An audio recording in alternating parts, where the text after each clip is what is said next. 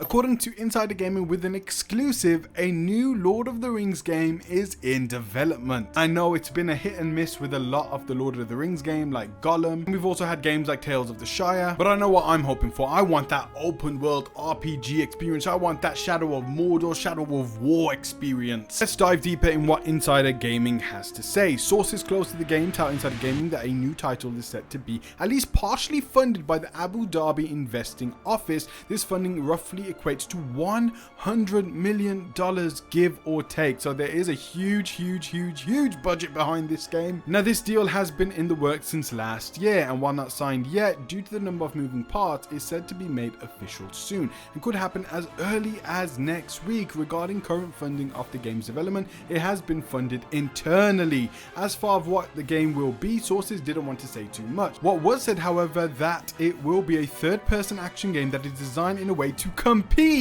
with Hogwarts Legacy. That is extremely exciting. That can only mean one thing. That could only mean an open world RPG. It's already confirmed it's a third-person action game. Okay, I want that type of combat that we had in Shadow of War and Shadow of Mordor. Like, let's bring all that kind of stuff back. Let's get the Nemesis system back in this game. I mean, this is the Lord of the Rings IP is where that was born. And you know, to compete with the huge success that was Hogwarts Legacy, you'd have to really make a game like Hogwarts Legacy. What was Hogwarts Legacy known for? To fully explore Hogwarts and the world around it, which means we're likely going to have a huge open world game with major iconic locations from the Lord of the Rings franchise for us to explore and to be a part of. The article continues, in addition to the ADIO, it was said that multiple parties are involved with the game, including Embracer, Revenge, and other studios. Embracer has had the rights to the Lord of the Rings IP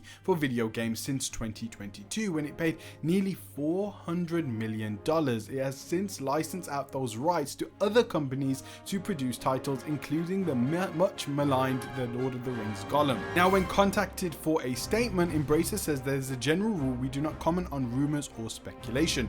Revenge, one studio said to be involved with the game, also declined to comment on rumor and speculation. Now, with Embracer Group, it is not all sunshine and rainbows. Have screwed up majorly with, of course, the Gollum game. According to Eurogamer, Embracer actually plans to release 76 different games in the next year. And last year, Embracer announced its split into 3 companies: Coffee Stain and Friends, Middle-earth Enterprises, and the Asmodee Group. They go on to say that this strategic move will allow Coffee Stain Group to focus more on its core strength as passionate game developers and publishers focused on delivering high-quality experiences, Embracer said. And Middle-earth Enterprises will be renamed Fellowship Entertainment as a result, and will unite top creators and intellectual properties to build unforgettable experiences for the fans. Embracer said that the strategy is to transform into one powerhouse group with game development and publishing at its core, complement with transmedia capabilities within IP licensing like comics, merchandise, film, and distribution. And they were responsible for the terrible Saints Row game and unfortunately shut down Volition Games due to that massive financial loss. It seems Embracer has had a very rocky few years, and I can't really find any information about Revenge Studios and what type of games they've worked on in the past. However, with the Abu Dhabi Investment Office giving $100 million to this specific project, once again saying that it's going to compete with Hogwarts Legacy, they know what they have to do. They've already confirmed it will be a third-person action game. They know they have to make it a massive open world title. And as for the Nemesis system, unfortunately, Monolith Productions, the ones who made the Shadow of War and Shadow of Mordor games, are gone. The studio is gone, but the actual rights and patent to the Nemesis system belong to Warner Brothers. The only way the Nemesis system can be a part of this new Lord of the Rings game is if Embracer and Revenge get the license to use the Nemesis system from Warner Brothers for this specific project. Warner Brothers has said that they are more open now to license out their IP, but are they open to licensing out the Nemesis system? Because the next game that was supposed to use the Nemesis system,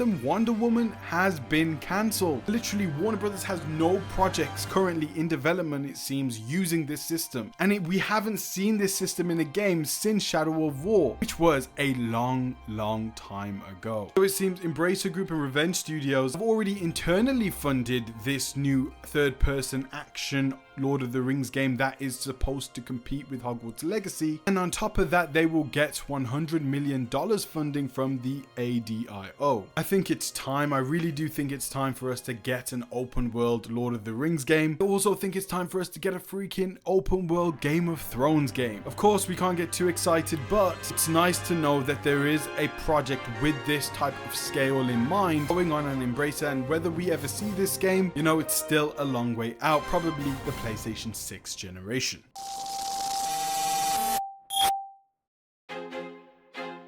I feel like I'm losing my mind. Is everybody in the world blind? Please, Lord, give me a sign, a sign.